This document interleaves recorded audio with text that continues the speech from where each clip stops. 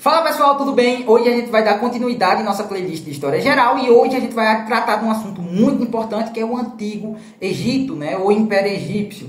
Né? A gente vai tratar hoje sobre a questão da sua formação, política e economia e também botar algum tipo de curiosidade aí para que a gente fique atenado. Bom, a questão de sua formação, a gente vai fazer uma análise a partir de 3.200 a.C. a 32 a.C. Por quê?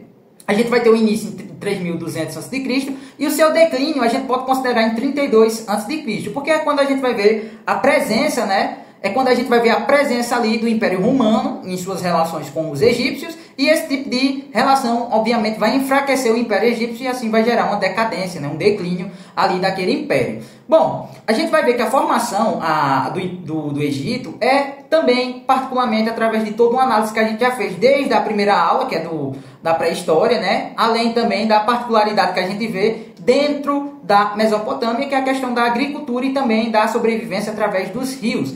Obviamente, que se não tiver uma água ou um rio ali que dê essa condição, obviamente não tem a existência de um tipo de sociedade. Então o Egito também vai particularmente sobreviver através disso, né? Seu aparecimento, sua construção vai ser através do principal rio para esse império, que é o rio Nilo, que vai ser algo muito importante, beleza? Bom, a partir do momento do rio Nilo, que a gente faz a análise do rio Nilo, a gente vai ver que algumas sociedades vão começar a surgir ali. Inicialmente essas sociedades vão ser denominadas como nomos. O que é nomos? São pequenos agrupamentos de pessoas que vão surgir ali, obviamente, no início, e depois elas vão começar a se unificar, né? E essa unificação vai gerar uma divisão que vai ser chamada de Alto e Baixo Egito, certo? É muito comum a gente fazer uma certa troca e acabar se confundindo o que é alto, o que é baixo, porque o Baixo Egito está lá, para mim o Baixo Egito parece estar no alto e o alto está no baixo, ficou um pouco confuso, né? Mas enfim, veja, uma dica importante é sempre você ver o delta do Nilo, que é onde a água ela vai decorrer, onde a água vai sair, que é basicamente no mar Mediterrâneo. Então, no delta do Nilo, né, do rio, olha aí, ó, no delta do Nilo, a gente vai encontrar a presença do Baixo Egito. E o Alto Egito já vai ficar na questão da nascente, né, próximo já à nascente do rio Nilo. Então, os nomos inicialmente vão surgir, depois vão unificar e gerar o que é o Alto e Baixo Egito, beleza? E o que é que ocorre dentro dessa formação? A gente vai ver que a presença do Alto e Baixo Egito tinha a presença de líderes políticos, né? Esses líderes vão ser chamados de faraó. Então o Alto Egito tinha um faraó e o Baixo Egito também tinha um faraó em seu início, antes da unificação. Então eles tinham toda uma simbologia. O Alto Egito vai ter a presença do seu próprio faraó, com suas características, suas simbologias, que a gente pode fazer análise até então da sua coroa, que é totalmente diferente. Veja aí que é totalmente diferente da coroa do Baixo Egito. E essa é a coroa do Baixo Egito, né? A gente consegue já fazer uma análise que há um certo diferença entre essas duas coroas, né? Além também de pinturas, né? Há o tipo de cor, de roupa, uma era azul, a outra é vermelha. Enfim, tem toda uma característica.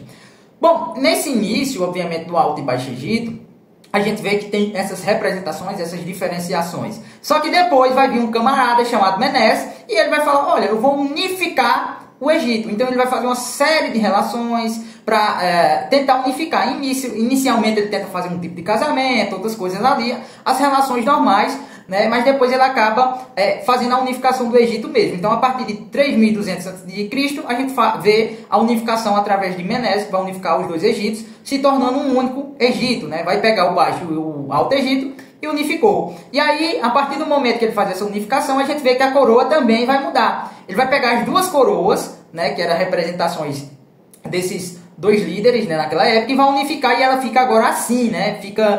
Até combina de certo modo, beleza? Então sua formação parte justamente disso. A presença do rio Nilo é algo muito principal, obviamente, a gente não pode descartar. A questão da agricultura. A economia, professor, como era? A economia também vai ser através da agricultura, mas há uma certa diferença. Por quê? Aqui no Egito, eu estou no Egito, aqui no Egito Antigo, a gente vai ver a presença da agricultura, da economia através da agricultura. Mas essa agricultura, ela vai ser uma agricultura agropastoril. Por quê? Porque além deles manusear a questão da plantação, eles também vão particularmente manusear a questão dos animais também, né?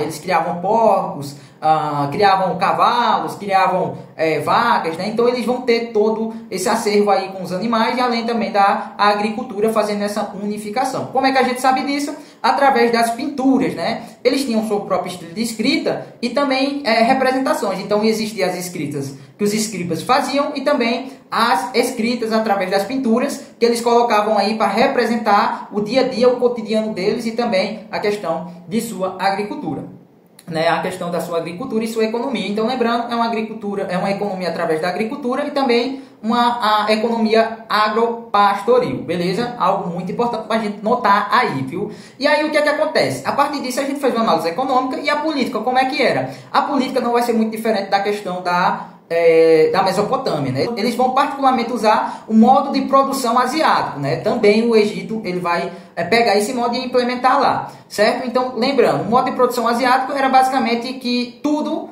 ali dentro daquele espaço pertencia ao líder, né? O líder, seja ele político e religioso, então tudo pertencia a ele. A questão da comida, das casas, moradias, tudo vai surgir ali.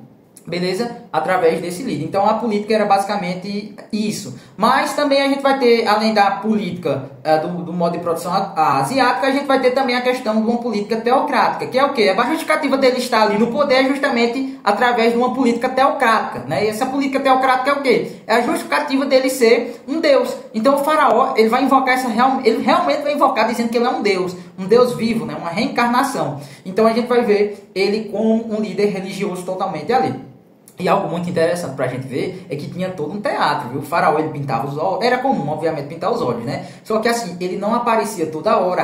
Muitos egípcios acabavam morrendo e não viam o faraó. Às vezes só via por conta de uma festividade, porque ele basicamente não aparecia. E isso justificava um ato de divindade, né? Ah, ele é um deus, então ele não vai estar toda hora presente em determinado espaço. Então, muitos egípcios, obviamente, não acabavam vendo. E isso justificava toda aquela questão é uma curiosidade, viu? Toda a questão da sua representação divina, né? Então, a política teocrática é basicamente isso, uma justificativa através da religião a qual eles seguiam, beleza? E aí, pessoal, a gente faz toda essa análise. Aí a gente também tem que ver a questão da estrutura social. A gente vê que a estrutura social no Egito não era tão complexa. Por quê? Era basicamente realmente uma pirâmide, né? A gente vai ver que como figura central a gente vai ter o faraó dentro dessa pirâmide. Abaixo disso a gente vai ter os nobres e também os sacerdotes. Os nobres geralmente eram a família do faraó, os filhos, os filhos, os irmãos, né? Todo mundo ali que era família do faraó, e também os sacerdotes que também ficavam abaixo do faraó, mas eles tinham um certo poder de hierarquia. Abaixo disso a gente vai ver também os escribas, os guerreiros, os camponeses e por fim os escravos, né? Então não é algo tão complexo da gente entender. E aí a gente vai partir para algumas curiosidades, né, do Antigo Egito. É muito interessante, bicho, porque veja, no Antigo Egito, a gente vai ver que a figura da representação dos reis, né, ir para a guerra, vai surgir aqui no Egito. Porque antes não se via isso, né, os reis e guerrear, né? Então, no Antigo Egito, no Egito em si, é que vai vir essa particularidade, né? O faraó, ele também ia para o campo de batalha. E a partir desse momento, essa moda pegou, né? Vamos dizer assim, essa moda pegou e os reis começaram também a ir para os campos de batalha. Então, a gente vê isso basicamente. Outra coisa é a questão da pirâmide. Muito se resume o Egito através da pirâmide. E é algo muito interessante. Lembrando que a gente vai ter em linha temporal o Antigo Egito, o Médio Egito e o Alto Egito, né? Que seria tipo um Egito moderno. Só que as pirâmides, realmente suas construções ficaram entre Antigo Egito e Médio Egito. Então, as construções da pirâmide vai surgir justamente ali, além de ser uma das 7 maravilhas do mundo antigo e 7 maravilhas do mundo moderno, né? O surgimento da pirâmide. Essa questão da pirâmide é tão interessante porque ela era algo tão demorada que, a maioria das vezes, o faraó, ele mandava construir, eles construíam essas pirâmides, pediam para ser feito esse tipo de pirâmide, só que ele morria muito antes da conclusão da pirâmide. Então, muitas vezes estava até no início, né? No início ele acabava morrendo e ia ser enterrado ali, sepultado anos, séculos depois. Demorava muito mesmo para a construção desse tipo de pirâmide. Então, as pirâmides não eram feitas rapidamente, né? Eu sou um faraó, eu quero construir a pirâmide e já quero ser enterrado. Não funcionava assim. Muitas vezes ele morria muito antes e era enterrado depois, muito tempo depois. E a questão, se você tem um gato aí, eu tenho uma gatinha aqui que é muito curioso. O gato, no Egito, era considerado um deus. Vocês são todos inferiores a mim! Eu sou um deus, criatura ridícula! E não serei parado por um...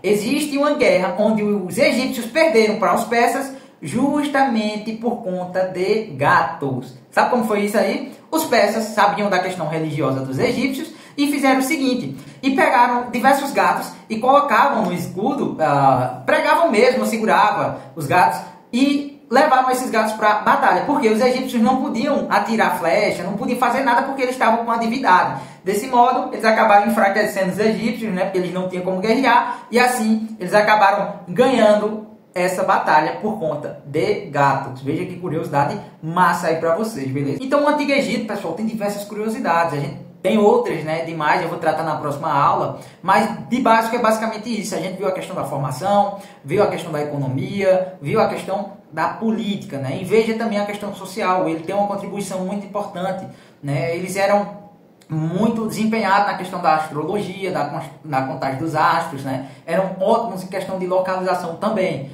né? E o Antigo Egito e o Império Egípcio ficou ali eternizado na história até hoje, né? Com a presença aí das pirâmides sendo uma das 7 maravilhas do mundo moderno e também do mundo antigo, beleza? Então, pessoal, é basicamente isso. Espero que vocês tenham gostado. Eu vou tentar postar com mais frequência agora, né? Obviamente, com o decorrer da semana, a gente acaba esquecendo, mas eu vou postar com mais frequência, beleza? Espero que vocês tenham gostado. Da próxima aula a gente trata sobre a questão da cultura e religião. E um forte abraço para vocês e um beijão.